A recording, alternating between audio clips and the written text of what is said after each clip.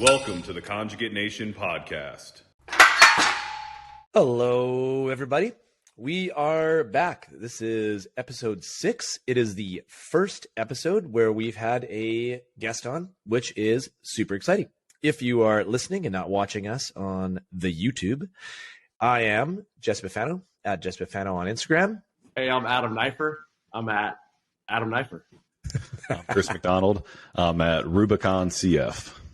And I'm Shane Sweat. You can catch me on Sweatshop Cincinnati. That's with 2 T's. Or for my course, Conjugate Powerlifting, and it's a course I do for CrossFit Gyms. Sweet. Okay, so first episode, bear with us a little bit.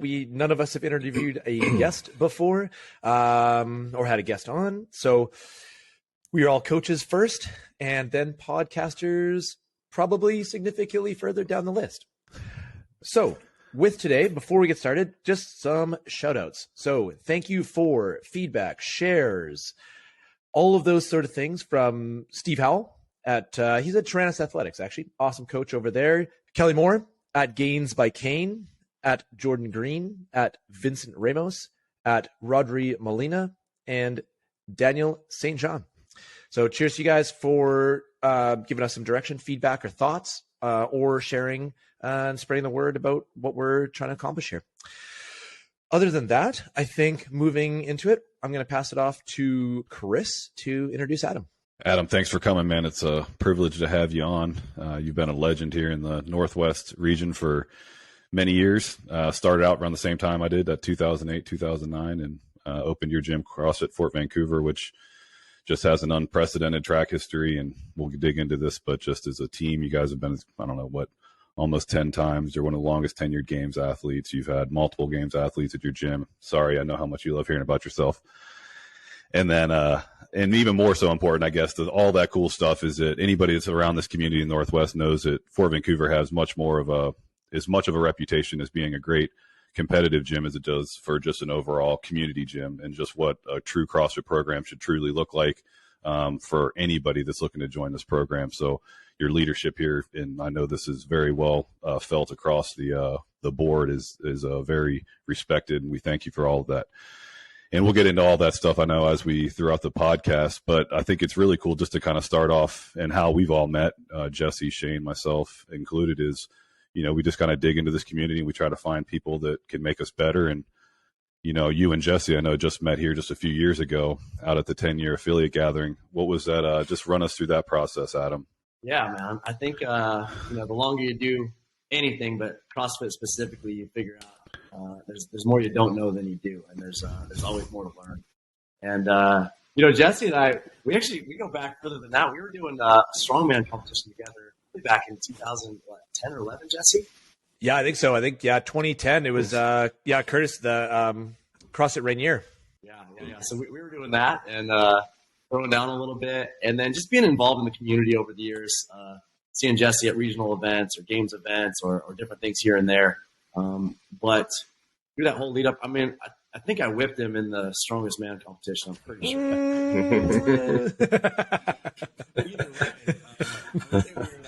Mostly acquaintances for that first decade or so. Yeah. And, we got together up in Whistler, British Columbia, for the 10-year CrossFit affiliate gathering. And it was more of a family reunion type of thing. And I remember being there and hanging out with Chris and Jesse and Curtis Bowler, and just kind of being a fly on the wall in a lot of those conversations.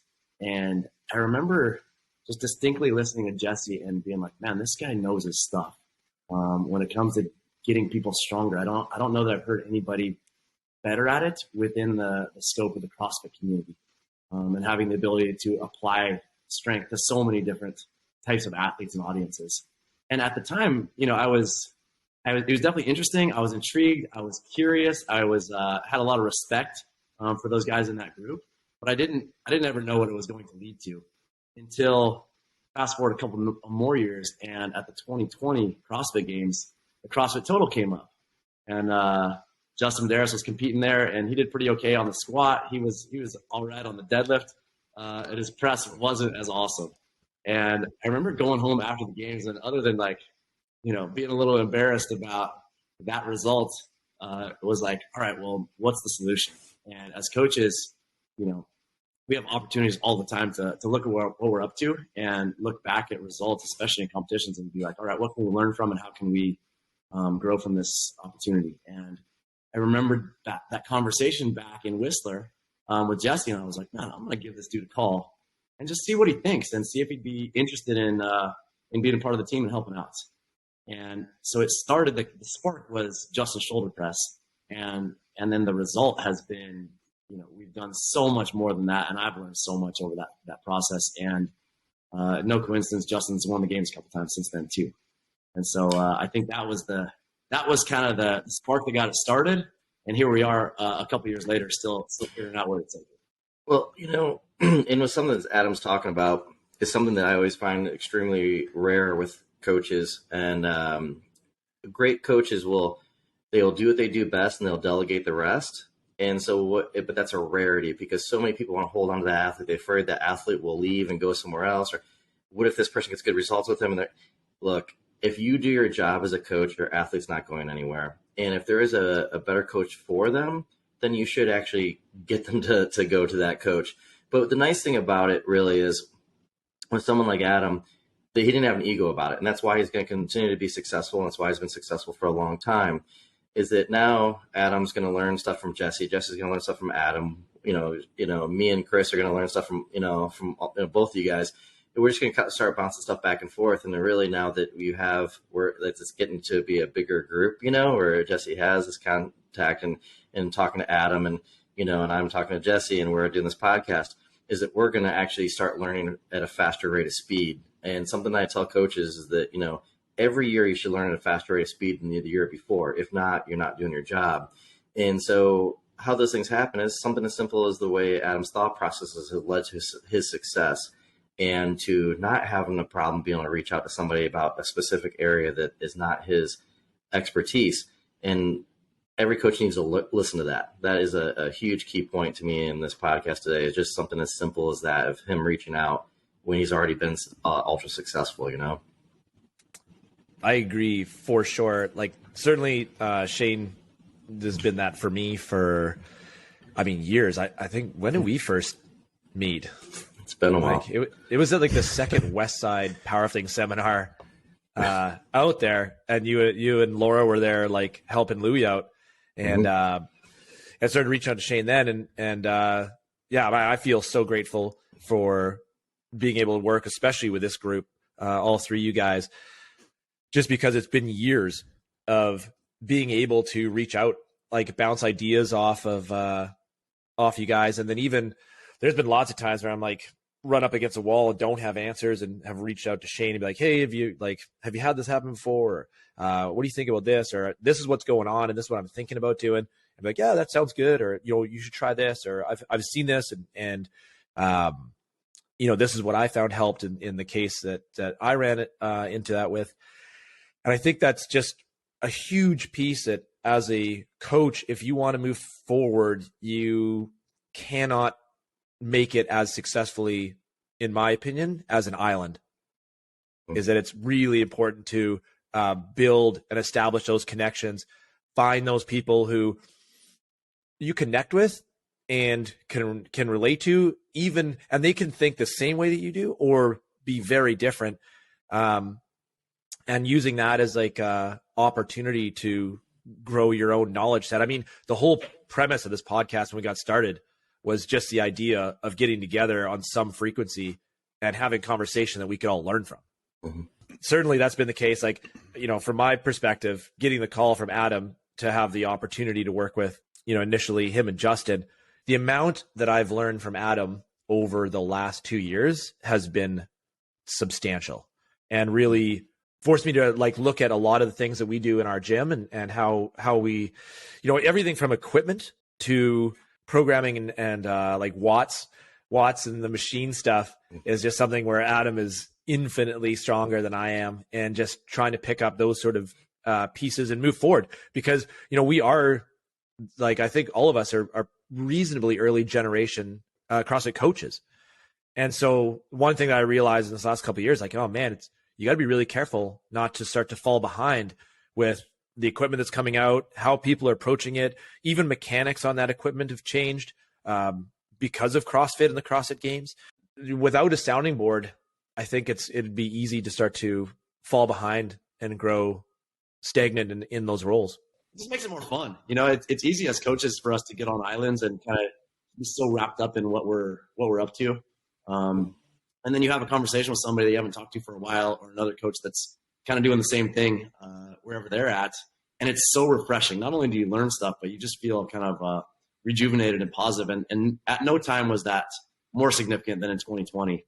I know some of those times, you probably had a few people as gym owners or coaches that you could call and talk to and just really shoot the breeze. And, whether there was tears or not, like it was good at the end of the conversation. And, I think that it's easy to kind of get stuck in your own routine and your habit. But when you reach out and you're willing to be humble and to look for areas where you can grow from other people, and also look for areas to share and opportunities to help others, like this is what helps the sport move forward. This is what helps us as coaches move forward, us as individuals. And by the way, it's not limited to CrossFit either, right? Or powerlifting. It's just the right thing to do, and it reaches out into whatever you're up to. And I think the common thread that I see with this group is just a group of dudes that cares a lot, right? They care about what they're up to, and they're hungry to learn and improve.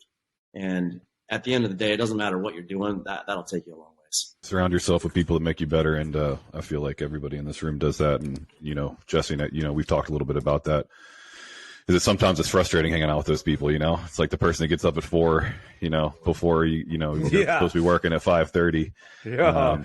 Those the people, worst. or just true genuineness and positivity. And I think, that to me, I think is, a good place to kind of start is obviously your accolades as an affiliate. And you've had a great team, obviously, there starting, I know, with Nate Lauren back in the day.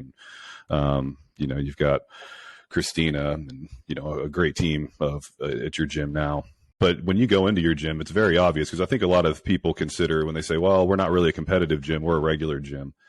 And, in some ways it's like, I think that's a disservice to the program, and it's maybe a misrepresentation of what the program can truly be, because when you walk into your affiliate, you can see people that are, games level team athletes that are training next to, people that have been doing this for 6 months, and you still create a positive culture. What sort of advice and just what's your thought process? And I know a lot of it starts with leadership, but there's really no schism in just your gym in general. As soon as you walk in, there's a very positive environment, regardless of what the goal and the setting is, and people are obviously getting results. It starts with just having a set of values that you and your team identify with and share in common. And for us, that's just being humble, being hungry. And then the third one is being awesome. For us, being humble is putting others before yourself, respecting other people, being willing to learn. Being hungry means you got to care, and you got to be willing to work hard. And then being awesome is really just having a positive energy that like other people want to be around, right? If you're complaining all the time or making excuses or this or that, it's you're not gonna have a lot of friends to work out with. And so we share those with our coaching team, and we try to use those to guide our culture within our gym. And then as far as a gym community that is competitive or not competitive, like we never decided that, and it's not up to us to decide. Our job as coaches or owners or leaders in our community is to serve our community.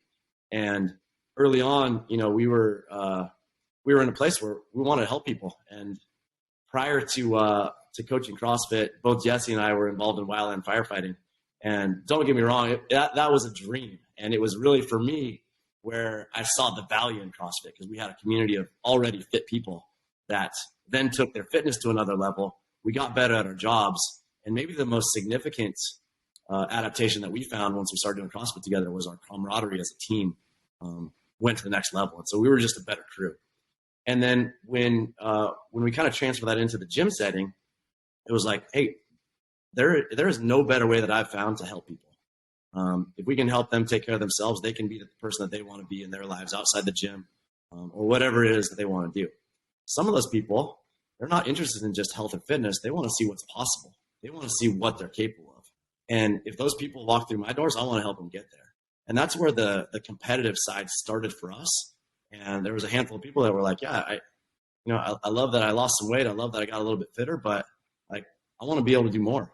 And if that's the case, like, cool. That's our job to help you get there. And so I don't think your gym needs to be labeled as, competitive or community driven or anything else. It's just your job as a coach or a gym owner is for us to serve our athletes and help them get to the place that they want to be. And whatever that is, like, I don't claim to have it figured out ahead of time. I'm not a huge planner. So it's more like, let's figure it out as we go and do the best that we can. One of the things for me with Adam saying that is what stands out to me is, number one, build your atmosphere, and, come from a gym like Westside Barbell, atmosphere is everything to me. It's like, we always say, like, number one's knowledge, number two is atmosphere, and equipment, all that stuff. Like, cool. If you don't have atmosphere and knowledge, the equipment's not going to matter. If you have that, you'll figure it out, and get where you need to be. But you're right. You don't have to pigeonhole yourself like, I'm going to work for the community. I'm going to train athletes. Provide the best atmosphere possible. Everybody's going to want to show up and be a part of it, and then you don't have to worry about people getting their feelings hurt. Well, they're not going to pay attention because I'm not an athlete, or, I don't want to go there because they don't train athletes. It's, to me, it's atmosphere is everything, for that. With Adam too, is keeping in mind that he is definitely tip of the spear leader. When we get the opportunity to be at the games together or Rogue together, is that, if our day starts at 5, Adam's up at 3:30 or 4 and going and getting his own fitness in. I think, was it this year at the games where you did a CrossFit Fort Vancouver workout in the parking lot, like before the day started? Yeah. I heard about it. I was not there. I did not attend. I am working hard to be half as good a quality person as Adam is, and that affords me some luxuries of saying no. But I think that's a big thing to keep in mind, right? Like, is that Adam is leading by example on that all the time, every single day. He is not someone who is asking more of his athletes than he asks of himself. If he gets an opportunity, he's going to duck out and go do. He's been doing a bunch of adventure racing the last 2 years. Yeah. Right. And these adventure races, like we're like 5-6 days. Was it this spring? Yeah. Yeah. Was it 1,000 kilometers, which is like 10 miles, I think? I can tell you the kilometers, but no, you're 100% right, man. And the same is true. Like, when we got to spend a week up at Squamish Barbell and work out with you guys, it was just like, man, to see Jesse, to see you in your element, not just as a coach, but it's like, as coaches, our best experiments, our best test tubes are ourselves. And so, we might not all have the same goals, but like, walking the walk is a big deal. And I think that's it's not, when I go to your gym, it's not like you're like, hey, do what I say, not what I do type of thing. It's like, no, your athletes want to do what you do because you're doing it the best in the gym. And that might not mean they have the most weight on the bar, or maybe it does. It might not mean that you're the fittest, but the intention, the effort, the care that you put into training and doing it yourself is a big deal. And I think it's something that it's easy as coaches to get burnt out and to be drawn to the role of a coach because you either had an amazing experience personally and it was transformative in your life, or maybe somebody close to you, a friend or a family member that saw some kind of results that were like, made you light on fire and say, I want to share this with somebody else. And then how often do we see coaches that, 2, 3, 5 years in, they're burnt out and they just do it as a job and no longer are setting the time aside with intention to take care of themselves. Right. And I know that a lot of times as a coach, you do have to put yourself last. You do have to, especially when you're at the top of any sport, right? You're focused on your athletes and you're always going to be second. You're always going to come in at, last on the list, and that's okay. But it doesn't mean that you can't take care of yourself and still be putting in the time and the work. It just means that you're not the top priority at the time. You can still get the work done. And so I think that's important as coaches, like stay in the game and it keeps you fresh. It keeps you accountable to your athletes as well. Important thing you're saying there too is that, I mean, you were, until the super regionals or till the regionals were removed, you were the longest tenured athlete as a games athlete. And then, the super teams came along and obviously that changed a lot, especially because your gym's been a very homegrown gym. And I don't know of another gym that's been nearly as successful with like a truly homegrown gym, like from a team and a development standpoint. But, so that part of your career kind of passed a little bit, right? And that could be a lot of opportunity for some people to be like, well, I'm not competing anymore. And we talk about the CrossFit program, and I use you as a specific example where we talk about you fail at the margins of your physiological and psychological experiences. And just because you're, not competing necessarily anymore, you're still leading by example and things like an adventure race. Like, I don't think there's any possibility that I'm going to be doing something like that because that's way beyond my skill set.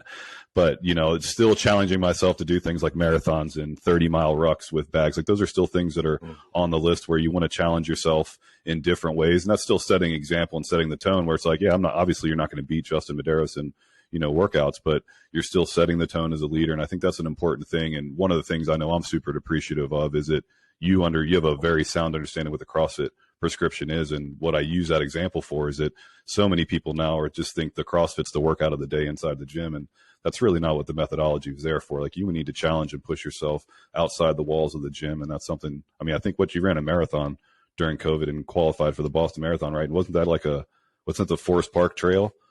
What's that? Yeah. You didn't qualify? Okay. Well, we still just out and did it. And that's a nasty run. That's not some little run. I know exactly what that run is. And most people just do the 11-mile part of it. Yeah. I joke around. I just stay fit enough to be able to say yes for whenever my friends haven't done my. That's awesome, man. In fitness, our biggest opportunities are the things that we're not doing, right? And then our second biggest opportunities are the things that we're the worst at. But everybody likes to focus on their weaknesses, which is awesome and super important. But what if there was low-hanging fruit on just stuff that we're not doing, right? And I think that's what I love about what I've learned from you guys, especially the Conjugate system, is like, you're always trying new stuff. And sometimes it sticks, right? Not always. Like, sometimes you're like, well, we tried that. It's okay. We're no worse for trying it. But then you have stuff where that was so beneficial. Like, we're gonna apply that to all sorts of different athletes. And I think that's what's pretty cool is just, and that really is core to CrossFit, right? Chris, is like, man, we weren't meant to just do the workout of the day with one standard or one variety, right? We're meant to try new things and to learn and expand the horizon of what the sport is up to. And by the way, we're really just getting started too, right? CrossFit's constantly varied. Conjugate's constantly varied. But the thing about coaches like us here is that we're getting constant variation for us as well, right? Some coaches in CrossFit will be better at gymnastics, some better at weightlifting movements, some better in the endurance world, some better in the strength world, some better at motivating, some better, they're more technical. And when we get a wider range of athletes and we're doing a wider range of exercises and movements, it helps us as coaches level up. The exercise selection from constant variation makes it very hard for a weakness to hide. But it also means that, like with CrossFit having so much variation to it, we have to bring in other coaches. One coach, it's going to be impossible for one coach to be the best at everything. When's the last time you've seen a coach get someone to the Olympics and get a gold medal in gymnastics and a gold medal in weightlifting and a gold medal, for the marathon, right? Like, it's not happening, So I think it's just one of those things that's really nice. Coaches should understand, if especially in a CrossFit coach, let that relax you. You're not supposed to know everything. Recognize what you're weak at, study that, train it, surround yourself with better people. Like Adam was saying, go out and do other things, push a threshold in other areas, because there's something as a coach you're going to learn from that you might be able to eventually apply to an athlete. You look at top athletes in the world, when Russia was on top in weightlifting, and the Chinese do this as well. The weightlifters would do conditioning work in off season that looked very similar to what we do in CrossFit. But during the season, they would take the weightlifting teams and they would play volleyball, basketball, and soccer together, because you take everybody who's going to the Olympics, right? And they're a bunch of competitive athletic guys, right? Or girls. And these athletes are now playing a sport that's not their sport. So it's like, if they lose, it's not a big deal, but it works on hand-eye coordination. It works on their conditioning. It works on the camaraderie. It works on the fact that, hey, training can be fun as well. So it's setting a tone in multiple different ways. And that's just a sport, weightlifting, where there's two movements, right? And they're still going outside and doing different things to help improve them inside that sport. So it's not really hard to think, like, Adam's going to do, ultra stuff, right? Well, I'm sure it's going to make him a little bit better than endurance work, or the mental state for when you're getting into long, hard endurance work, that he can help coach, an athlete at the games when they're doing this endurance work, because he understands the proper mindset to compete at a high level in that, so this constant variation is huge for us, I love what you said there too. And like, just to share that with, whether you're an athlete or a coach, we all have our individual either weaknesses or limitations or lack of exposure to certain things. And you can either kind of shy away from those things or hide from them, or you can lean into them, not as a weakness or a limitation, but as an opportunity. I think that there's a lot of crossover there as an athlete and as a coach. Where we are most limited is our greatest opportunity. And that's what I love. And I see that from Jesse all the time. You don't have something figured out. There's nobody that's going to work harder to do whatever is necessary and whatever it takes to make it. Mm-hmm. And I love that. I love that, being able to work, Jesse, with you. What we first thought was like, hey, can this work? Now when we go to an event like the CrossFit Games, we don't go there to have a good time. We don't go there to be a spectator or, get a cool coach's badge and like, check a box that we did something. It's like, no, we go there to work, right? We go to the work and we have one job, and that's to help our athletes, compete at the highest level possible. And that's something that, like, from the time that you land until the time that you leave, that's what we're up to. And that's, Jesse, you can talk more about that, but just like, this guy, he's the first person that's going to look for an opportunity to help and fill that need, whether it's carrying bags, making breakfast, going to the grocery store, putting together a mobility or recovery protocol between events, all these different things. Like, okay, what can I do? How can I help? And at the end of the day, those little things are what lead to big results. It doesn't matter if you're at the CrossFit Games or at the World Championships or whatever, or if you're in the gym on a daily basis. It's my favorite piece of being part of the team. No question. Every person who sits on that team is doing everything possible to produce the highest result. I think that falls in line well with Hungry, Humble, Awesome. I really love that that's your guys' gym piece, because it's being humble enough to recognize that, I'm 13 years into owning our gym and coaching. I will 100% without any hesitation get up and start making oatmeal and eggs if that's the next thing that needs to be done. It does not matter at all to me what the job is if it's going to produce the result that we all desire. And that's everyone on this team. And that's what's so amazing about it is, we were talking about, and it showed up on the video that Justin did with Rogue, is just that the way that Saturday night looked after a day that didn't go super well for us. And you end up getting texts being like, what is, how's the team doing? How's Justin doing? Like, is it affecting him? And you're like, I mean, it's affecting him in the sense he's real fucking motivated, because it's certainly not affecting him in coming back to the hotel and then blaming the judge he had or the lane or the equipment or anything else. And that every single person on that team goes to bed on Saturday night, I think, taking some responsibility for the outcome of Saturday, and then looking forward to Sunday being like, what needs to happen Sunday to produce the best possible result that we can get, or the desired result. And then everyone stepping into whatever role needs to be filled. And that sort of that leadership of Adams and stuff like that. You're like, there's no world I think I could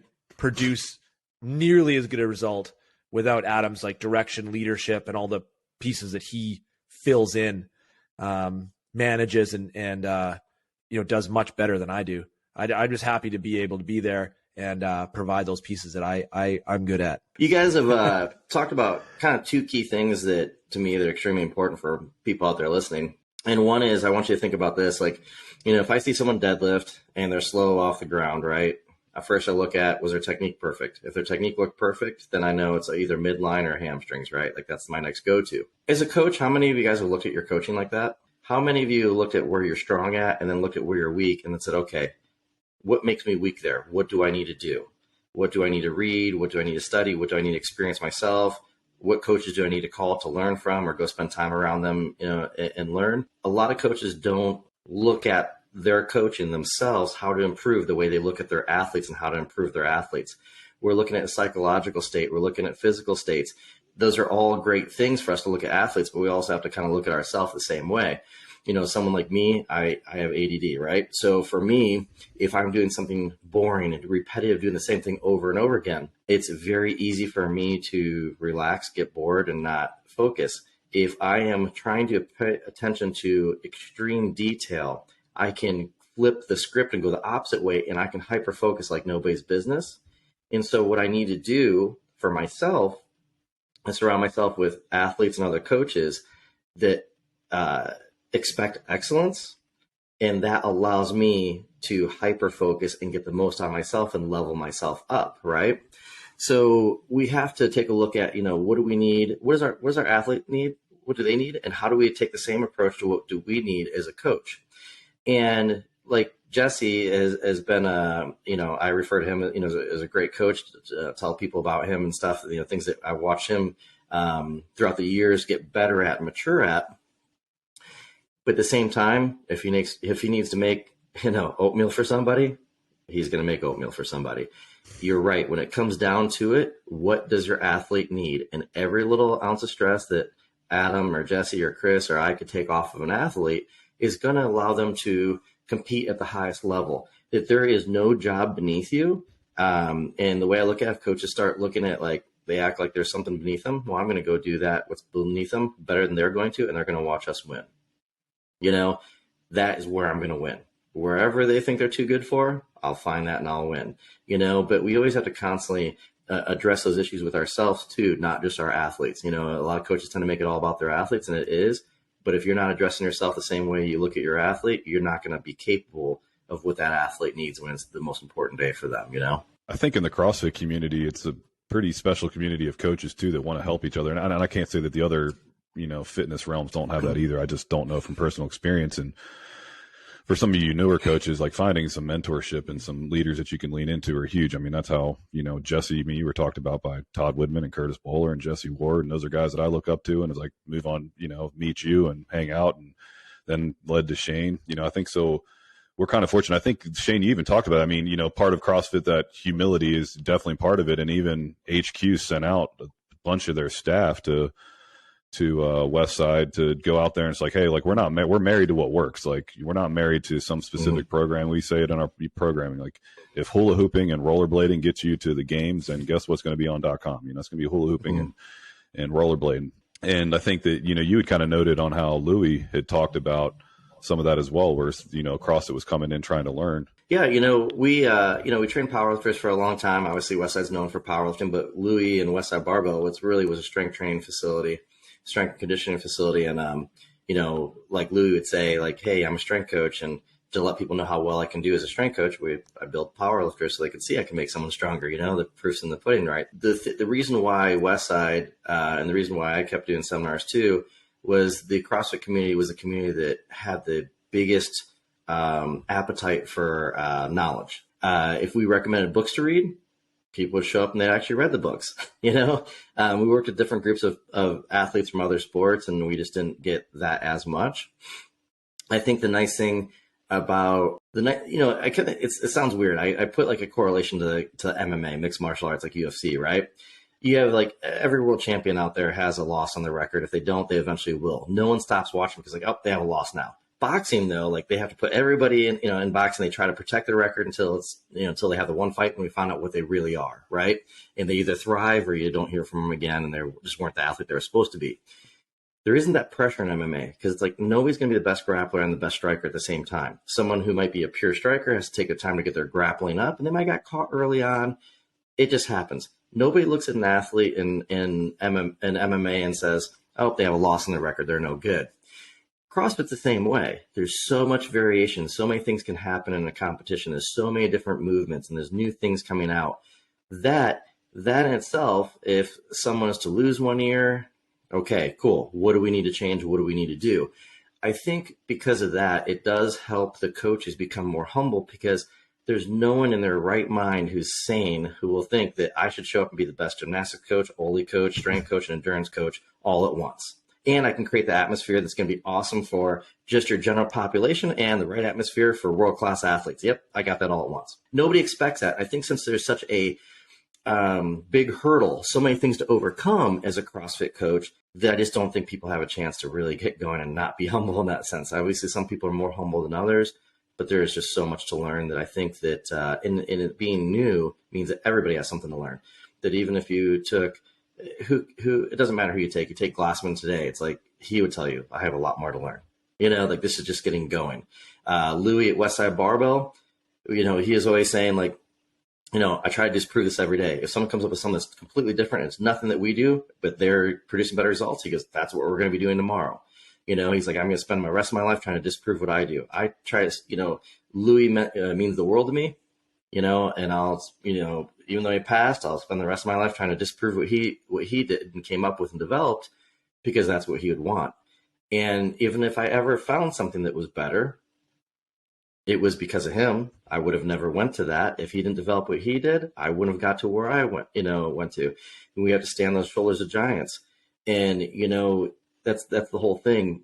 When I look at what I do, people, I'll have conversations with, people, and it's like, look, for me to even be considered in the realm of someone as good of a coach as someone like Louis Simmons, I feel like I have to have my athletes break twice as many world records as he did, because he developed the system. So, it's like, great, he developed the system. So for me, I have to evolve it, but I already had that luxury of gaining knowledge from someone like him who developed the system and used methodologies that were developed by scientists and other coaches that came before us at a high level, You guys at Conjugate and Louis and yourself, Shane, and also the CrossFit seminar staff, I think, has this in common too with Chris and the red shirt team there. You don't find something that works and then try to hide it and save it for yourself so that nobody else can use it, right? You try to share that with other people just because it can help them, and you're not afraid that they're going to take what you learned and do it better than you, because you're trying to constantly learn and evolve yourself anyway. Use it as fuel or motivation to continue to develop yourself and your athletes at the same time. And I think that's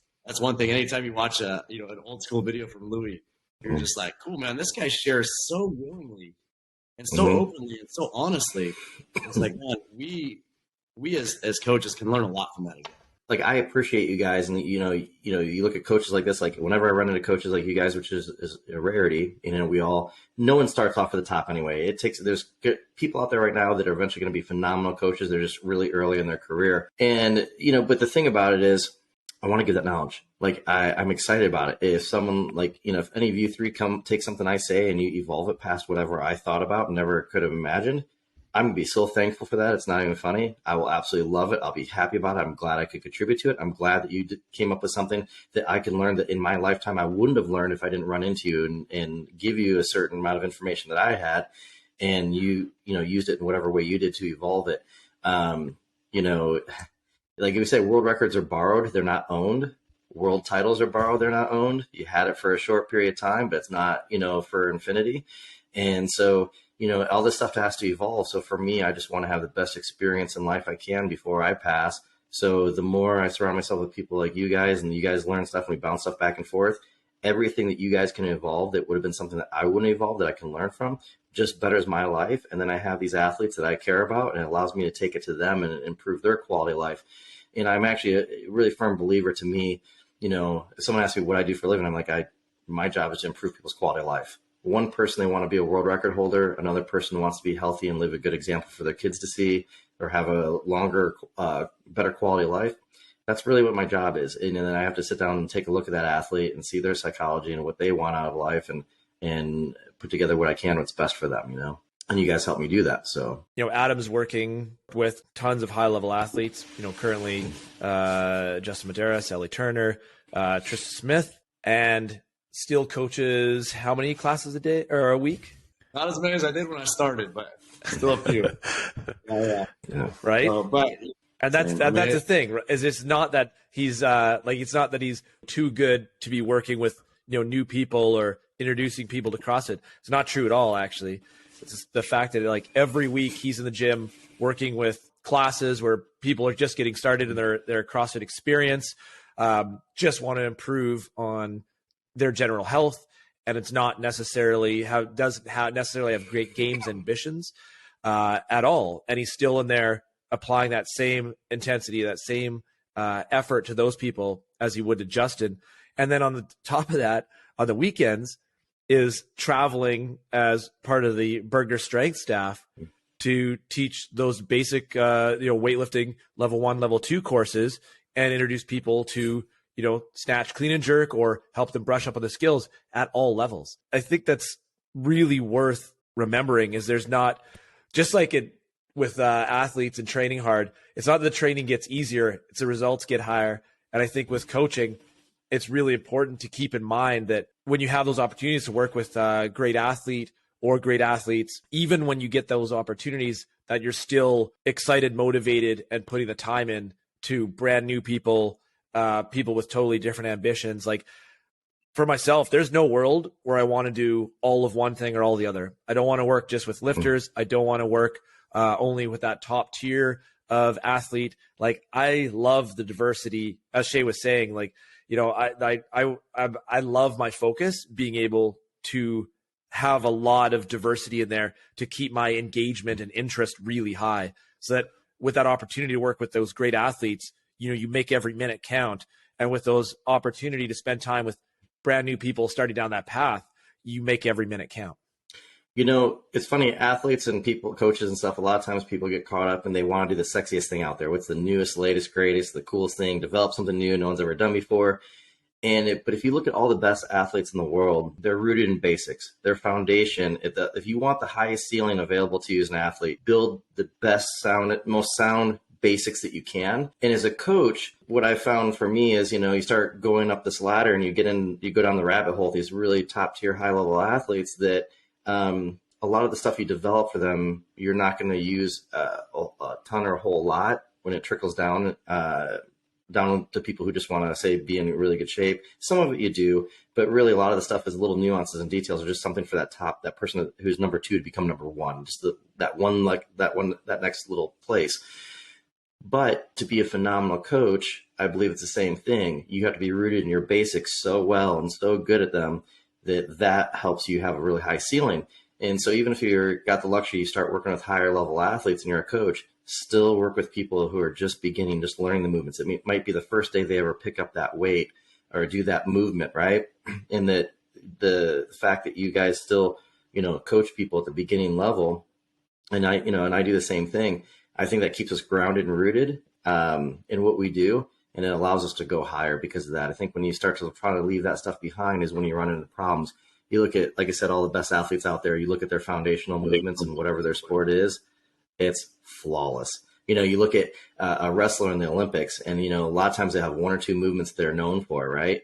And the person who's going to get the silver medal that day is looking across that, you know, that mat, and they know exactly what that person's going to try to do to them. But that movement is so clean and so perfect that just the rest of the world can't stop them, you know? And I look at it as a coach, we need to look at things the same way. And that is what allows us to have a higher ceiling, you know? One thing I learned from Coach Bergner in the weightlifting world, that he loves to remind us, is like, you know, the best Olympic weightlifters, Olympic champions, the biggest difference between them and the beginner is they're just better at the fundamentals, the simple things. It doesn't matter what sport it is, that holds true. Coach B, you know, I got to have a dinner with him, and it was, you know, Coach Bergner and Dave Castro, right? So, you know, we're having this dinner, and I never met Coach Bergner before, but his son had came out to West Side, and we put him through a workout. He joined one of our squat groups, and then, you know, we did a seminar after that. And his son was a real nice guy. Well, anyway, Coach B, we're sitting there eating, and all of a sudden he looks up at me and he goes, "Okay, so which with the conjugate thing and weightlifting, and, you know, what's with bands?" And he starts asking me questions. Well, at first I'm sitting there going, you know, it's not uncommon for weightlifting coaches and powerlifting coaches to not see eye to eye or get along on certain things when it comes to strength. And so I'm like, oh, great. All right. I have to be politically correct. You know, Dave's sitting there, and I you know, and I don't want to hurt anybody's feelings, but we're probably going to be coming from two radically different arenas, you know? And so I just was like, all right, well, here we go. I'm going to be nice about my beliefs, but here, you know, so I start talking to him. He's like, yeah, my son came out to West Side. And he's like, I wasn't thrilled about it because he spent, you know, like a few months of changing his training. And he's just like, man, we spent all this time from the time you were a young age to now to perfect things just to throw it away and do something different for a while and mess with your training, right? He comes back and he's like, but his clean and jerk went up, his snatch went up. And so he just started asking me questions. And he's like, hey, would you mind if I came out sometime? I'd love to learn from you. And I'm thinking, Coach Bergner's age, right? Like, he's an older coach. He's been around for a long time. What was it was inspiring for me. It was something that got me to where I, you know, it's one of those things like Adam was talking about earlier, like one of those things that invigorate you and you just get excited because you're like, yeah, I can be like this till the day I die. I watched Louis do it. I watched Coach Bergner do it. You know, Louis was the first person I ever saw. And like, you're thinking like, yeah, okay, he's an outlier. He might be the only person, right? It's like, but here's a guy from a whole different walk of life, different sport. He's, you know, at his age, he's like, yeah, I need to learn. There's more out there. And that was worth the trip out to California, that in itself. just to see someone excited who wanted to evolve and learn at that age, and who was willing to, hey, just listen to what someone has to say and process it and give it a try, and then, see what he thinks from there, But I actually just really enjoyed that moment. It was just a nice moment in time, That's such a cool story, man. I love hearing that, because we all have like these, coaches, mentors, people in our lives that have, that have laid the foundation for our path. And, Coach B, like he still brings it, man. And, talk about just working with the best in the world, and then, novices. And Coach B is an international coach, right? And he's done everything. But I don't know if you had a chance to walk by at the CrossFit Games this year. His weightlifting workshops at just on the whatever it's called in the vendor spectator area at the games. I don't know what they call them. You probably know better. It's a SME, the SME like it's course or whatever. Yeah. Whatever it is, the stage up there. And Coach B is just fired up, bringing it with everything he has to people he's never met before. He just loves it. And talk about coaches like staying engaged and staying plugged in on the ground level. It's like none of us, whether we're an affiliate owner or a coach, none of us signed up for this to pay our quarterly taxes or do all the other things that come along with coaching or running a gym. Those are necessary, and we tolerate them, but we do them so that we can do what we love, which is coaching people and hopefully helping improve their lives, like you said, Shane. And if we ever lose that, it's probably a good indication that we need to find something different, right? Because that's core to who we are. And it's just something like you guys said. I'm grateful for it every day, and I hope I never lose it. Yeah, that's the big thing here. And you guys are in the thick of it, and that's the one thing I always have a lot of respect for. And there's nothing wrong with people who want to open affiliates and run businesses and be business owners. All the more power to them. Like if that's what your passion is, and you want to dive into that and provide an opportunity for others to fulfill better lives, I got zero beef with that. But one thing with you guys are on the ground floor training every day. And I know, with HQ, there's some people the same way. They're still, doing a lot of stuff, high level HQ, but they're still not giving up on training people just because, that's the only real way to learn. One thing I want to kind of backtrack a little bit. We talked about the simplicity and just kind of the basics. And, one thing that was always super impressive with your, teams, like you guys would lose Alan and Jess Core to the games as individuals and just slide somebody else in and still qualify for the games. And you'd lose, I think you lost Brian one year, like a couple weeks right before regionals had happened. And it's just, you guys had a next man up mentality that it just didn't really seem to matter. Cause it's not like you guys just had 6 individuals over 10 years. Like you guys had a lot of different people that went through your team. How many people do you think? Gotta be more than 10, I would. Yeah, no. And so we had, 10 years we had teams that went to the CrossFit Games. The last year of that was 4-person teams. Every other year was 6. And over those 10 years, there was 25 different individual. Holy cow. Oof. Yeah, that's what I mean. Like, and that's, go ahead. Yeah, no, some years, like you said, some years, you had Alan go to the military, you had somebody else move across the country. One of the female athletes started a family, and it's like, cool, we got 3 new people. And, they're all coming up. They're taking classes at the gym, and it's like, all right, well, hey, what do you guys want to do this year? Do you want to just have fun and be happy with the results? Or do you want to go for it? And once we kind of all got on the same page of what we were up to, what we want to do, it's like, all right, well, then let's do that. I can remember one year specifically, I think it was 2015, and we had 3 new athletes on the team, and we weren't very good. And it was like, we sat down after the end of the Open, and we were like, hey, do you guys just want to go to regionals and like have a good time, or is this a team that wants to go to the CrossFit Games? Because if it's number 2, like, we have a lot of work that needs to get done in a short amount of time. It's not going to be fun and games all the time. It's not going to be, rainbows and just enjoyable. The process, yes, it is enjoyable because you're doing something that is important to you, and you look back on it, you're like, man, I'm freaking glad I did that. But yeah, I think that there are attributes that we've talked about already, in terms of our culture and what we try to create in our atmosphere and in our coaching team. But the same thing is true for athletes, people that care a lot about what they're doing, that are humble enough to take feedback and to learn and to improve, and hungry enough to make it happen. Man, those are the times, like I said, I'm super thankful for and glad they happened. And I think that, like, it's something that has been a huge bright spot in our community over the years, is we have an affiliate where people can come in and want to lose weight or get healthier, or they can come in and try to be the best that they can be. And at the end of the day, we're trying to make their lives better. And that looks different for everyone. And it's not up for us as coaches to decide, right? Like Shane said, it's like they're in the driver's seat. We're just helping them steer the ship, right? And that's our job as coaches. So yeah, love it, man. So Adam's done something different than just being a coach. He's actually developed a system. And so, you know, I've been around world record holders since I was 13 years old, training around them. And it's, what I can say is I've found individual world record holders or a gym or a place that built a world record holder or two. When I went to Westside, it was different because it was interchangeable.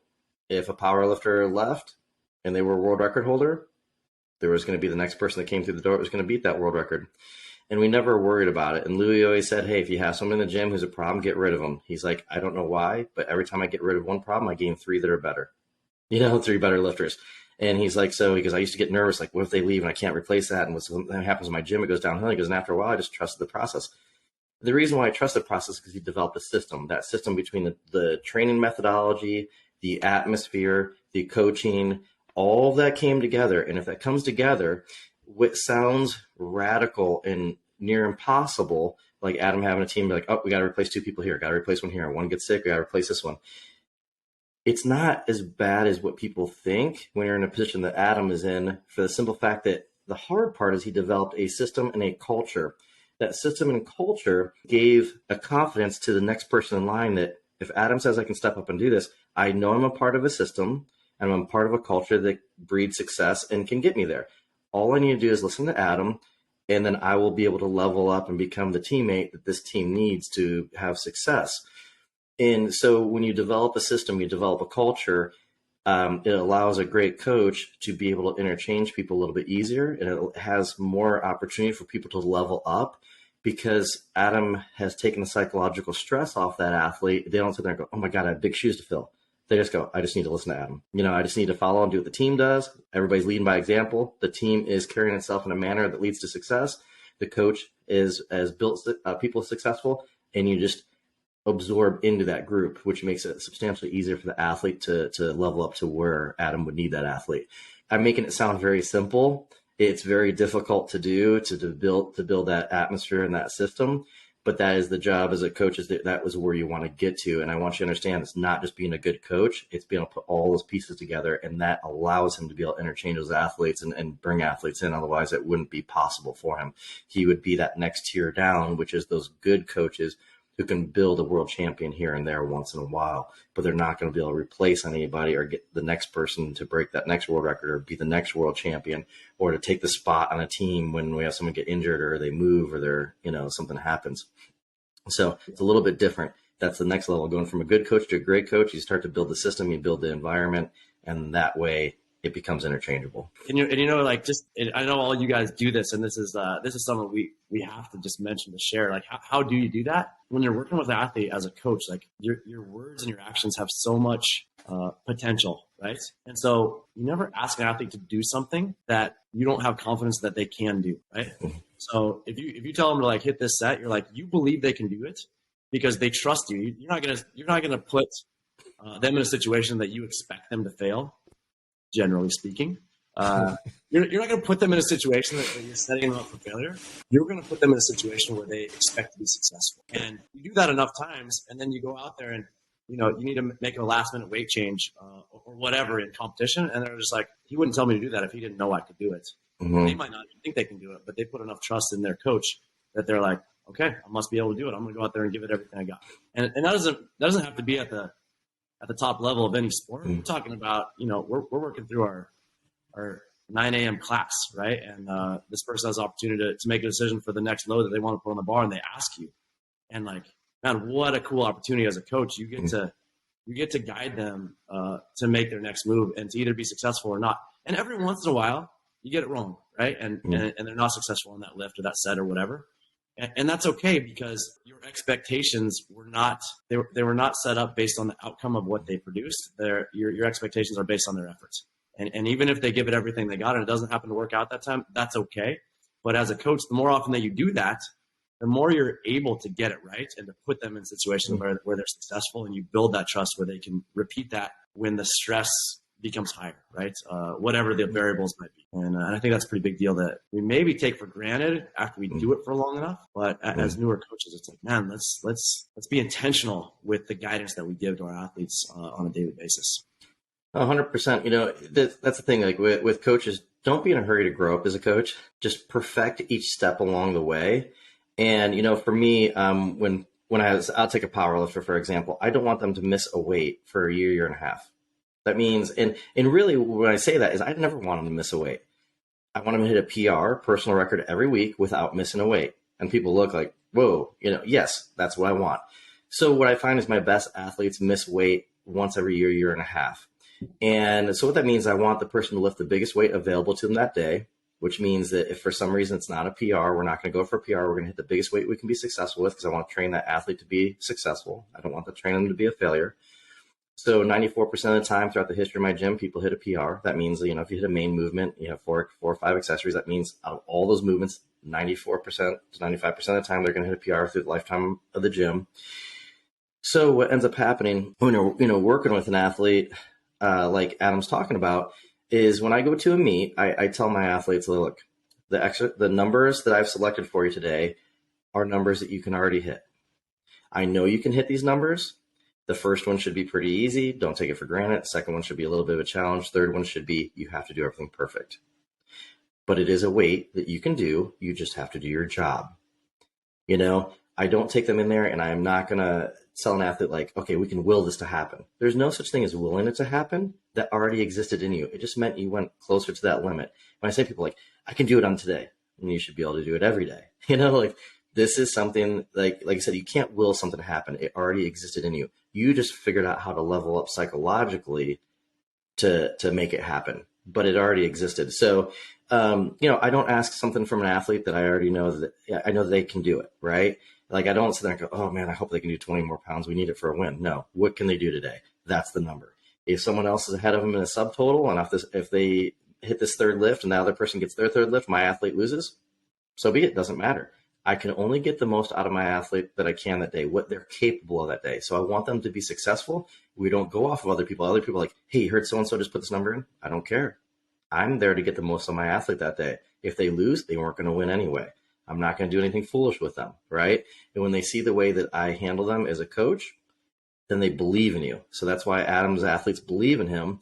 That's why he's had so many people successful going to the games. Because like he said, the same way I believe, I'm not asking something from them that they can't do, and they know that. Yeah, and the more you do that, the more they are empowered to be able to make those decisions. Mm-hmm. And like Adam said, we make mistakes. I made mistakes. Adam made mistakes. We all made mistakes. But the longer we've been in this, the less those mistakes happen, you know, and we learn from them. We pay attention and we learn, you know, and that's all you need to do as a coach when you're first beginning is just every step of the way is precious. Treat it as it's the most important thing in your life. And if you do that, each step will be that. By the time you get really high up, you'll be so good at the things before. That's part of why you've made it to that level. So Adam, I know that, you know, hopefully I don't get us off on a tangent or some other direction, but I know Jesse and Chris are talking about how you've started to use some of this stuff that you guys have used with Justin for strength work with your classes. And since you've already had such a successful gym to begin with and a well-ran gym to begin with, I'd like to hear kind of like some of the stuff that, you know, you've experimented with, the things that you've noticed either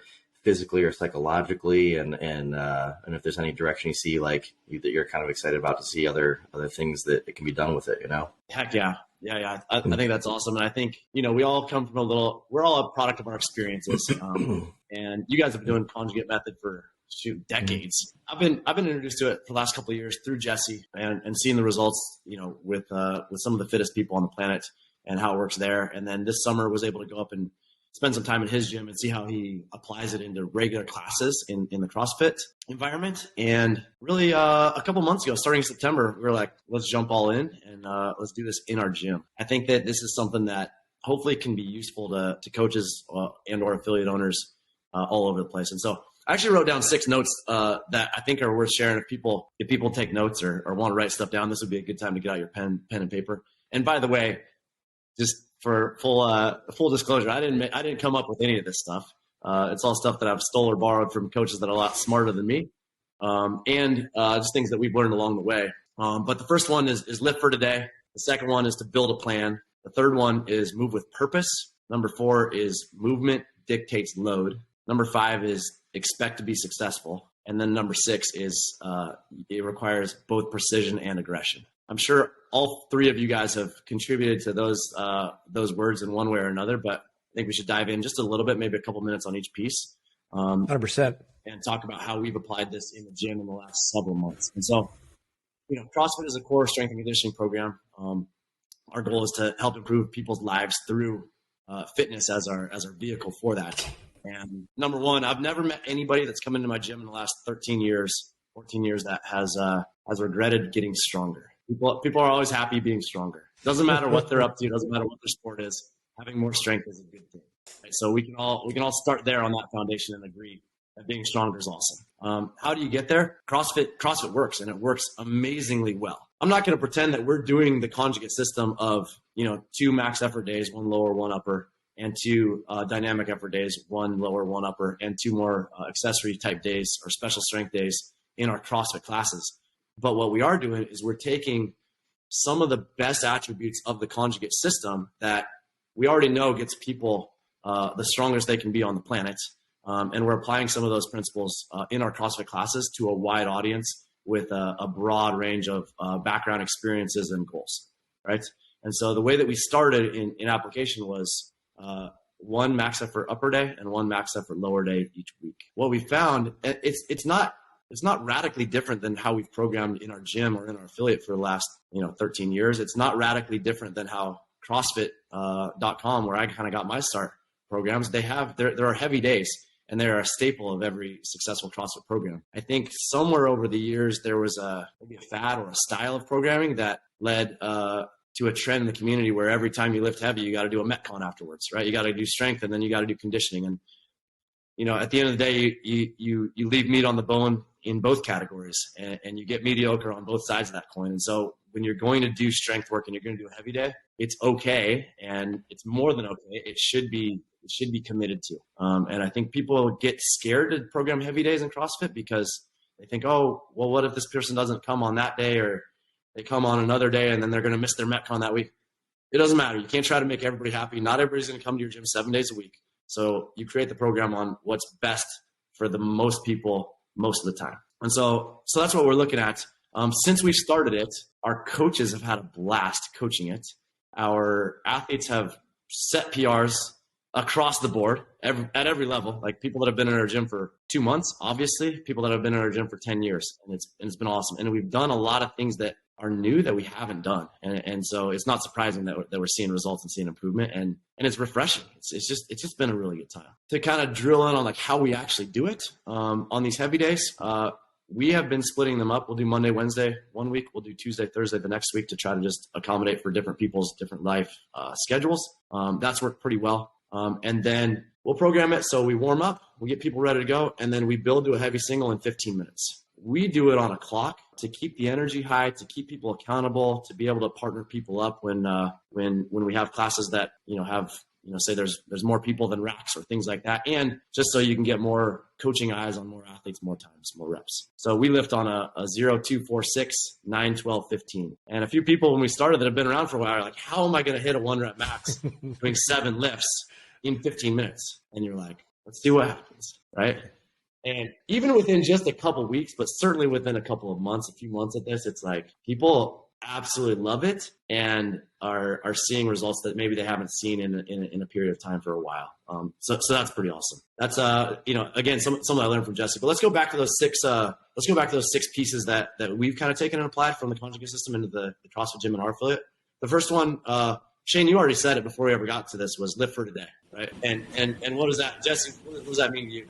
That it's not, doesn't necessarily have to be an all-time PR or a new record. It's the best you've got on that day. So we would say that we would have that as a major factor for sure. And it's easier with newer lifter to show up and plan on a PR every time. But there's other factors, elements, especially with people who have regular lives, to put it together for an all-time PR every single time something comes up. And diversity does allow for that often to happen. But the idea is that you're showing up to get your best 7 lifts in that you can, finishing out on as heavy as you can go on that day. We'll start every session with that as a reminder. because it takes the pressure off. It's like, hey, check your ego, do what you can do today. And by the way, and this is something that I think you guys talked about a couple podcasts ago. It's like, hey, that last lift is going to it's going to require everything you have. It's going to require perfection to be successful. But the lift after that is a little bit less. Like, you're going to like that is 110%, no doubt. The lift before that, like, no big deal. The 4 lifts prior, you're like, man, these are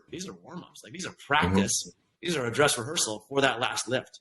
So you can get your mind around that, like, okay, I have one true max efforts. Every time you come in, even if it was a rough night, you were up, feeding the baby all night or whatever, it's just like you live for what you have that day. And it's incredibly freeing and empowering for people to come in and have that mindset before they start. It's also something great for athletes, right? You guys take Justin to the games, and he might have a day that's off for him. One of the days of the games, whether maybe he didn't sleep as well as he thought or whatever it is, it might just be slightly off for him. And when people have egos and if they train like to failure all the time, what's he going to do? Just go out in the pace that he was supposed to for that event to do that event? And maybe he dies off and he gets 5th or 6th instead of winning it, where if he has in his mind, like, hey, today's a slightly off day, I'm going to approach this workout a little bit more conservative. And maybe he doesn't win, but maybe he gets 2nd instead of dying out and dropping down 4th or 5th, right? But now he's placed higher, and, maybe, he minimizes his losses and then he kills it the rest of the games and wins the games, right? But you won't have a good self-awareness if you can't train to the highest level of success you can have, but don't fail. If you train to failure every single time, you won't know when you feel off that day, because you won't have that experience where he could wake up, man, I felt like this about 9 months ago, and this is like how I performed that day. Like, okay, I have to keep it within this realm and I'll be okay. Also, like, you got to understand, sometimes your feelings lie to you. Like, you come in and you're like, man, I don't think I have it today. And how many times we see an athlete that just like, they tear the doors off and they have their best lifting day ever when they were like, I don't think I had it. But like, over the course of working up in those seven sets, it's like, man, you have more information every rep. How did it feel? Mm-hmm. What did it look like? And you can change the plan a little bit if you need to. That's okay. Just because you feel like you might not be 110% that day doesn't mean you're not going to have a great lifting day, right? Yeah. So lifting for today is just like, that's where we start, and that gets everybody on the same page, regardless of where they're coming in from or where they've been. Number 2 is to build out a plan, and I think this is something again that stole from Jesse when we were up in Squamish a while back, and we were going in for a heavy day, and each athlete had their own individual little whiteboard and a little dry erase marker, and it's like, you're not just by guess and by gosh, seeing what you got that day. You're building out a plan. And that's a process that improves with time, but it's a very important piece of the process because it's built on data and it's built on results prior, not built on hope, right? Or not built on willpower, I think you said earlier, Shane. Jesse, how do you guys, how do you kind of like coach people up or teach people on creating a plan that is both provides for the ability to go heavy and set a PR that day, but also is realistic and within that person's grasp? Yeah, data for sure. That's where our logbooks, I think, really pay off, is it being able to lean on previous numbers and be able to look at that and think, okay, so actually as a good example, last night I maxed out Mega Bow with number 4 bands and looked back on my logbook and I was like, okay, like my last record for this, the last time I did this was like back in 2018. So it's pretty old, but then I could reference a straight bar with number 4 bands and be like, okay, I did this in, the last time I did that was in the fall of 2020. And I was like, oh shit, that was a spicy, like I was in a good spot. I remember that training cycle. I was like doing real good. So I was like, okay, like based off where I'm at now, I'm going to take those bits of information and help to establish that plan. So I was like, I built out a plan that was a 5 kilo PR for my straight bar lift, but left room in there to make adjustments. Mm-hmm. And it secured my previous PR from when I did it back in 2018, like with certainty along the way. But I felt confident in that looking back over what I've been up to this last couple months by looking at my logbook at numbers and then where I'm at in my training. So building out a 7 lift plan, I always like think to 5% jump or less in those last couple lifts. Mm-hmm. So those last, like from your, what I would say is your platform lifts. So you got 4 warm up lifts and you got 3 platform lifts. And just like Shane said earlier in the podcast, that Lift number 5 would be your first platform lift. And that lift is easy as. That is a sure thing. And then the lift number 6 would be your second lift on the platform. That one sets the tone and gives you direction. So this lift is challenging, but it gives you a pretty good idea of what that last lift, number 7, is going to be. And number 7 is that this is where it happens. So we're not trying to like push a PR through. The thing that makes me I'm just like, oh man, the wrong thing is I'm going to take a PR attempt on lift 6 so that if I miss it, I can try again on lift 7. That is fucking crazy. Mm-hmm. You know, like that is just not, that shows so many problems with the athlete's mindset and lack of confidence. So like a 5% jump is pretty reasonable. I think one of the things that it helps CrossFitters with especially is not having those last 3 lifts be too tight. So lift number 5 should not feel like a survival lift. I'm like, hey, only 2 to go, and I'm going to jump 5 pounds. So I'm going to go from my 595 deadlift to 600, and then see if I could scrape out a 605. Like that, That is a nightmare. So if you take 5% of that, those last jumps, if you're someone who's shooting for, let's say something more common. So let's say you're trying to get that 405 deadlift. That if you take 5% of that for the last jump, you're looking at sort of a pretty fair jump being 20 pounds, right? So, okay, great. So 405 is the goal. My previous record is 400. I'm going to go from 385 to 405, and then I might take a 5% jump before that. So my lift number 5 would be 365, 385, 405, crush that PR, secure, done. But those jumps also afford an adjustment along the way, right? So if I get to lift 4 on that plan, so let's say lift 4 is a little larger than that 20 pounds. So it's a 30-pound jump. So that'd be, 335. So I hit 335. I'm like, that was a little harder than it should be. Then you're like, okay, instead of jumping 30 to 365, I'm going to now jump 20 to 355. And then I could even tone that down to 15 pounds after that to 370, and then tone that down or take another 15-pound jump to 385 and be like, man, unfortunately today I came up short on my goal, but I hit all 7 lifts and I was successful at making those lifts. So those jumps are really important that one, they descend in size, or they're either the same or descend. But 2, for the athlete, if they write out a plan, even if they don't stick to it, at least it sets the tone for where they could go if they need to secure success in the sense of I got 7 lifts in and made them all. All you guys, everybody here has talked about the same thing. If you don't plan, you'll plan to fail, right? You need to make a plan. But some of the things that I think people don't realize is this is a way that we can take pressure off of people. And, when I go to a powerlifting meet, I'll use that as an example because it's, to me, the easiest example, less variables. When I go to a meet, my athletes know how many attempts they need to make in their warm-ups, how many attempts they have on the platform. They know what jumps to make.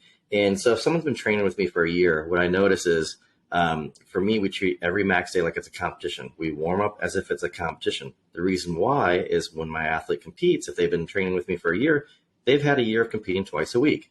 They'll feel pretty comfortable with it and pretty relaxed because it's common. The minute they get into the warm-up, it's the exact same thing they've done every week. So it allows them to relax, right? And then, the other thing too, like you said, when we work up to the highest successful attempt we can have, they'll understand like, okay, when I pull that weight, that was a little slower than I thought. They might need to make an adjustment, but they're very comfortable in their attempts. They know how to warm up. What I've seen very often at competitions is that people don't train every week as if they're competing. They warm up different ways. They take a different amount of sets each week when they go up to it. It's not always the same thing. So when they go to a competition, they are asking their coaches, hey, what should I do to warm up? Well, I trained you for a year. Shouldn't you know how to warm up? Didn't we lay this out for a year? What attempts should I make? You know what your end goal is, right? So you've been training for a year to know what those attempts are. I am there, yes, to coach them. But if they have to ask me, if you've ever gone anywhere and you have to ask for directions, you feel confident where you're going? No. If you've been there a million times and you don't ask for directions, you're very confident where you're going, right? Nobody wants to have to ask a million questions. If they're asking questions, they're not confident in something. So I don't want my athlete to have to ask questions. I want to train them in a manner and have a system and have it set up to where they know exactly what to expect and what to feel, and they have the answers themselves. Now, I will be there so that when I'm like, okay, so here's what I've noticed, here's what we're going to do. And they're like already in their head, they already wanted to do that. So like, perfect. My coach is on the same page. Now we're a unified front, and it actually gave them more confidence. So it is very important to have your plan, have it laid out, because then we can get actual data instead of it changing all the time. And then we can move on from there. We all might say it in a different way, but we're getting the same thing. We want to have that plan, out there. I love that. And one of the things that, Jesse, that you mentioned that I think gets overlooked sometimes is the jumps that you take. The same amount that you took on your previous weight increase or less is fair. Never taking larger increases than what you're doing. And I think that it's easy to just kind of get in the habit of like, oh, here's the plates that make the most sense, right? Well, you just took a 50-pound jump after a 30-pound. It's like, no. Gyms, they know that when you're building to a heavy, your next rep is either the same jump or less than your previous. And that's fair game, an important piece of that plan. And if they hit a PR on reps on number 6, like you said, it's like, for us, like, cool, let's move on. Like that's good for today. You don't get another one, but there's going to be more meat on the bone next time you come in, right? If they leave hungry, it doesn't matter what. That's true for Olympic weightlifting too. You set a PR, it's like, man, enjoy that a little bit, celebrate it, come in hungry the next time, rather than like getting greedy and then missing or whatever on the next rep. So when I had a chance to chat with Manuel from Chinese weightlifting, he was saying that with those Chinese teams, that if they hit a PR, that's the session, and they're just like, well done, like box checked, and they'll just like, that's the work for the day. Be careful saying that, because we're gonna have like half our class if they set a PR. Peace. Like, cool, you earned it. I like that. One of the pieces I like too with the it actually came up while Ellie was here. We maxed out a squat variation with her, and actually it was my fault, which was very disappointing. But we missed she missed her last lift because I fucked up and misloaded, and it was a good piece because it was like, one, it was terrible from my side. 2, it was like disappointing for her because it was like, oh man, should I wait a little longer and we could try it again? And we're like, nah, let's just leave it for the day. And my sell on leaving for the day was, we're going to max another squat out next week. So error happened, my fault, but it doesn't, like, it's okay, because if you're maxing out regularly and that skill's being built week to week, that a mistake one week in a misload or a misjudgment can just be a learned lesson that has quite low consequence to the overall training. Instead of, if you're only going to max out, the Olympic lifts and squat, bench, dead, overhead squat, front squat, etc., how many times in the gym are those going to come up then throughout a year? It might feel like, oh, if this happens, you're like, I have to retake this because I'm not going to see another chance to hit a max for 2 months, 3 months, like those sort of pieces. Instead of when it's week in, week out of max upper, max lower, you're like, okay, mistake made, super frustrating for the day. I'm going to take it out on my accessory work and get the most out of that now that this has happened. And then the next week is, hey, let me be a little more in the game or paying a little better attention to those, like loading the bar. I made a mistake last week. It's not going to happen again. And then you went out back and did 1,000 banded good mornings. Teach her a lesson. 1,000 banded good mornings for your error. Okay. For my error. Build a plan. And I think the 2 pieces on building a plan is like, it's data driven. So you're coming up with a thoughtful, intentional plan to start with.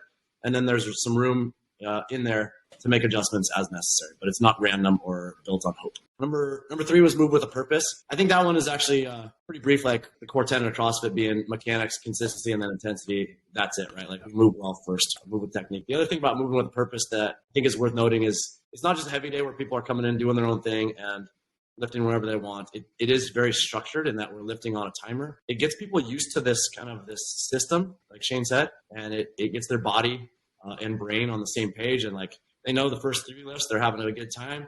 By lift 5, like they're locked in. By lift 7, like 6, 7, there's nothing else on the planet that they're thinking about. So whatever they came in as, and it might be 5 in the morning, right? Or it might be on a quick lunch break, or it might be that, they're fitting in a quick workout before they pick up their kids for soccer practice. By the time we get up to those lifts that matter, their brain and body are on the same page, and they're there to work hard and lift heavy. It's really fun energy to participate in as an athlete, and it's really awesome to coach as well, because it's not just like this chaos, right? It's very smooth, well-oiled machine, and it's not that everybody is lifting at 0, 2, 4, 6, 9, 12, 15. You might have 3 waves, right? It might be first person is at 0, next person at 30, the next person at the 1 minute mark. And so instead of watching, just one group of 12 do the rep, you get to watch, 3 groups of 4, and you get more eyes on more people, more feedback.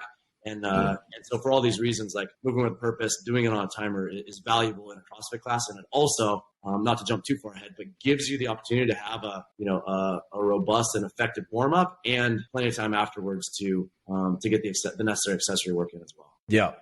That actually leads into number 4, which is just movement dictates load. We talked about that in building a plan. You might have the best plan in the world, but if on rep 5, things are just off, you're not going to just add that next jump in spite of the round back or the knee collapse, whatever it is, right? And so movement dictates load. You're not allowing your load to dictate your movement. You're not just doing these numbers because that's what's on a whiteboard or that's what your coach needs to do. You're allowing your movement to dictate the next load that you put onto the barbell. And sometimes that means that you need to take very small jumps or even repeat the same weights, and that's okay.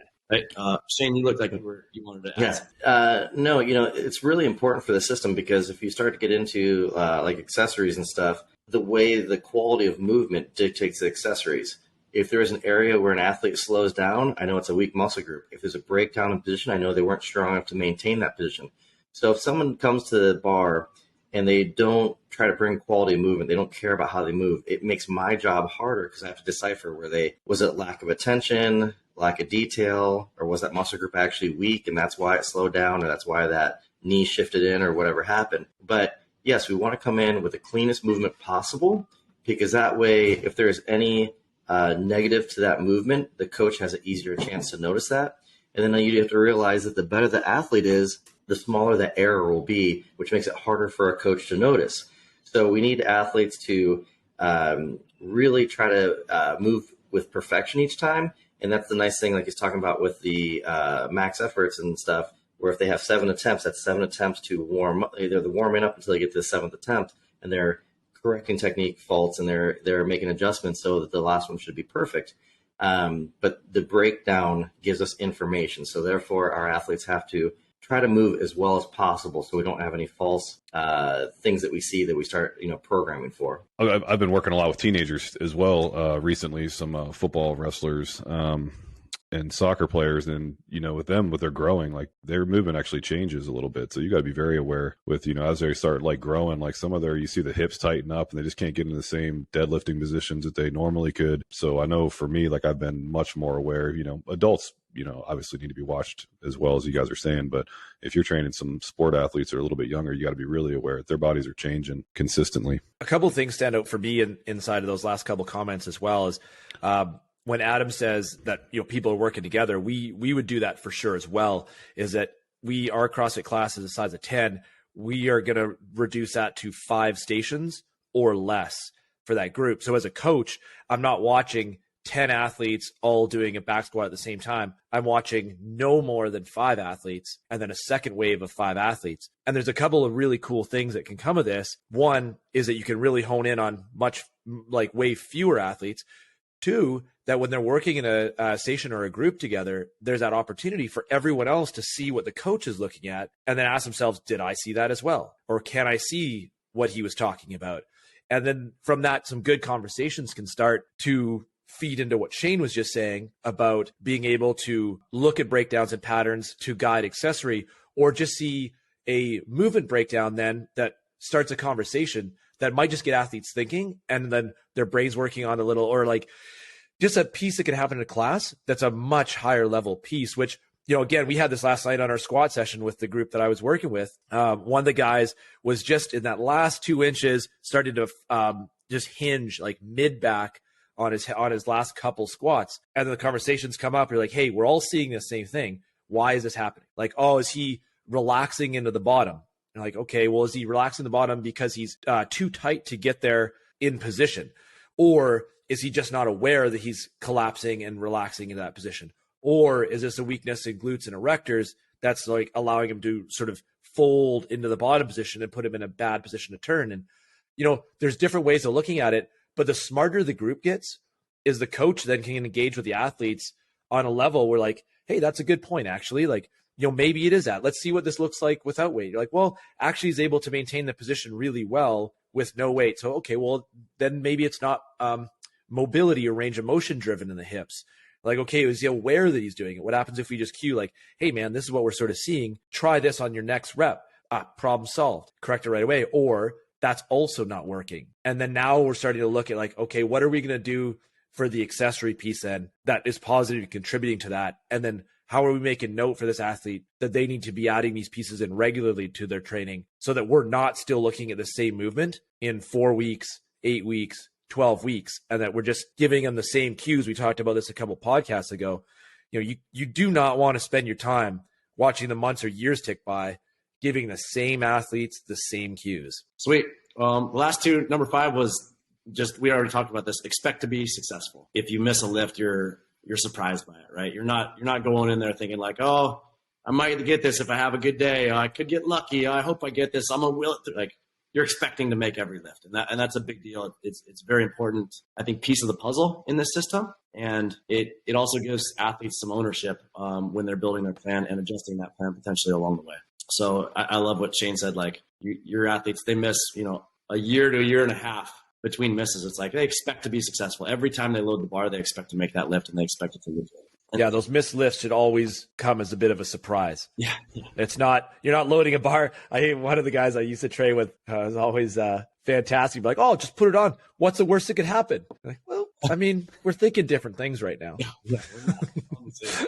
And then the last piece, we like to give this one as a reminder at some point between lift 5, 6, 7, or just a conversation at some point of that balance between precision and aggression, because you got to have both. Your movement has to be, if you're going to be successful on lift 7, on your max effort, on your heavy lift, the movement has to be tidy. The movement has to be as close to perfect as you're capable of. But if you're not aggressive, it doesn't matter anyway. And if you're junkyard dog aggressive, but your movement isn't precise, same result, right? So it takes both, and it's something that needs to be practiced in order to be able to execute, like when it matters, when it's heavier, when there's more stress, whatever the case may be. So this is where I like the system with Westside, right? Where the Conjugate system is, we have 1 rep max, and we train one rep maxes frequently, so get really used to a heavy strain, right? But the speed work is heavy enough that it allows you to accelerate fast into it, because you cannot accelerate fast in a slow weight, right?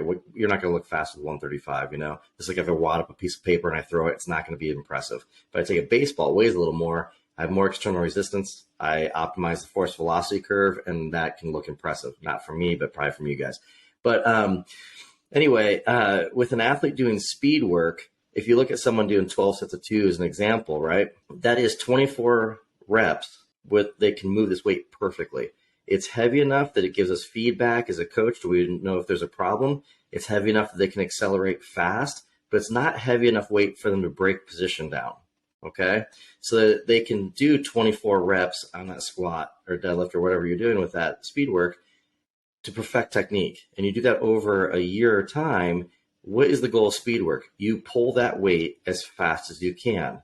So you're doing more repetitions with speed work, more sets than you, and more volume, roughly twice the volume as a max day.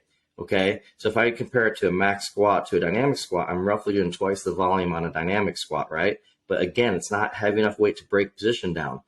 This teaches us to move perfectly, and it also teaches us to accelerate violently as fast as possible within that range. And it transfers extremely well to our max work, where we do execute it in the way that Adam says is necessary for an athlete.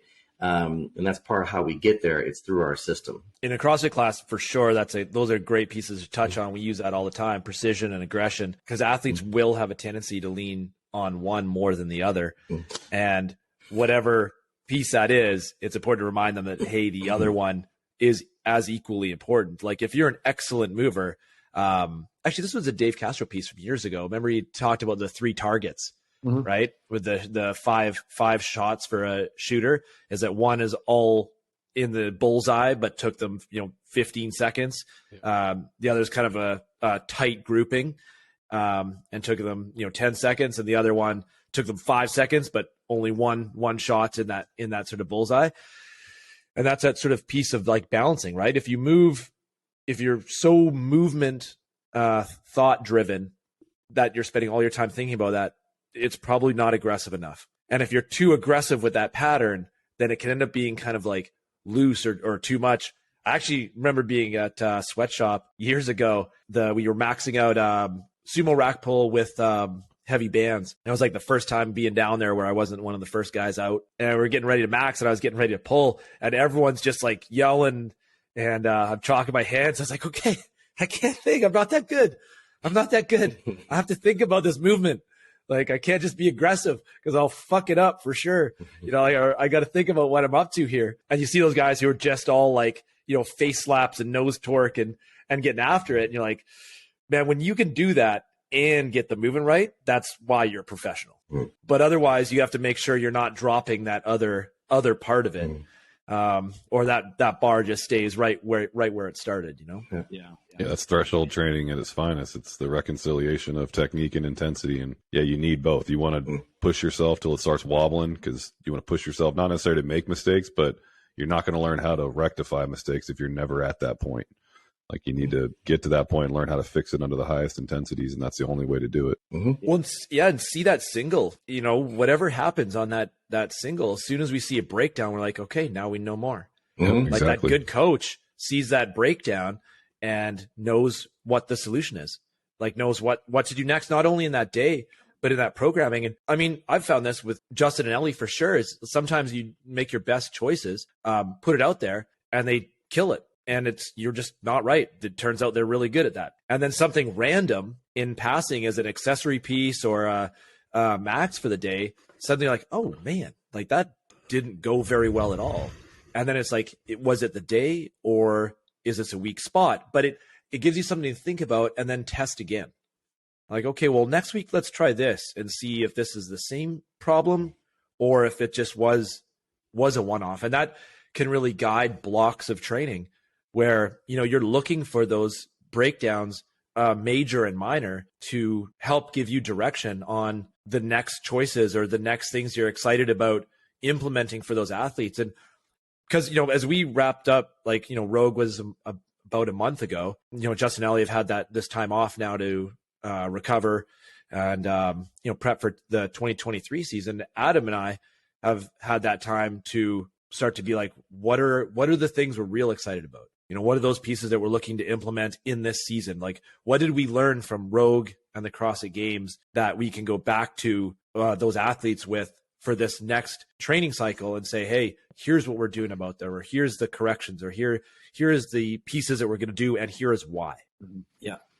So that operates at every level, right? Every level. And that's what I was going to say too, that precision and aggression that Shane was talking about. Where is that developed? Well, you can develop both in the lighter weight speed work, right? And so that's an important piece. The other thing I want to mention, sometimes you get somebody that they're like, I just don't really care about lifting heavy. Like I don't want to do it or whatever, right? And you're like, we just go back to the basics of like, hey, everybody appreciates being stronger, and this is the best way to get stronger. And once they have like confidence in the system, it's like everybody looks forward to heavy days. They like, oh, sumo deadlift, cool. Never done it before. I'm going to go in there and it's going to be awesome. Right. Or whatever the case is. And so, you know, we use some stories about, you know, a CrossFit Games champion or you know, record holder, power lifter, whoever. Right. But these concepts still apply to the general population. And like you said, you know, you might see a little breakdown on one of those CrossFit Games athletes.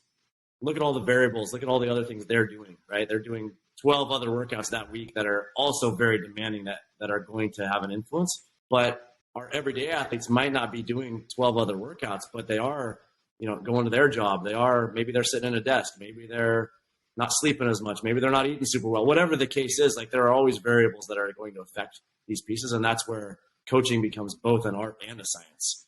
You know, if it were just science, then, you know, you could just get everything off a piece of paper, right? But there's the human element that we as coaches can learn and develop as we, you know, the more we get to do it.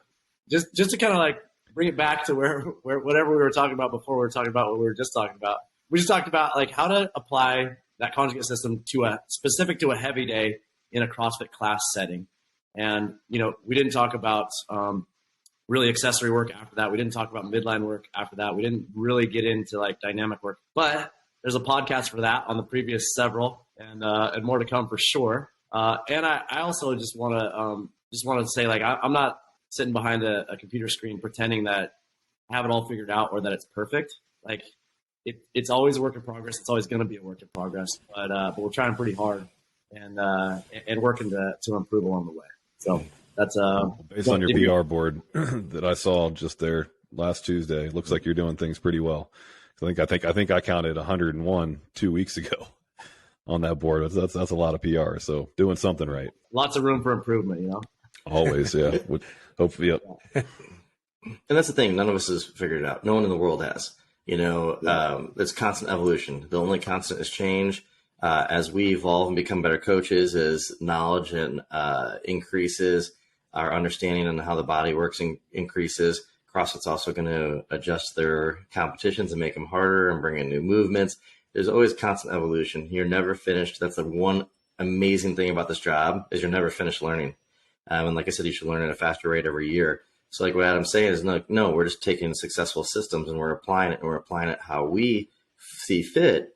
And, you know, like I've said this before, our gyms to me are like a living thing, right? You know, we all live in different communities. Those different communities have different expectations or different wants and needs.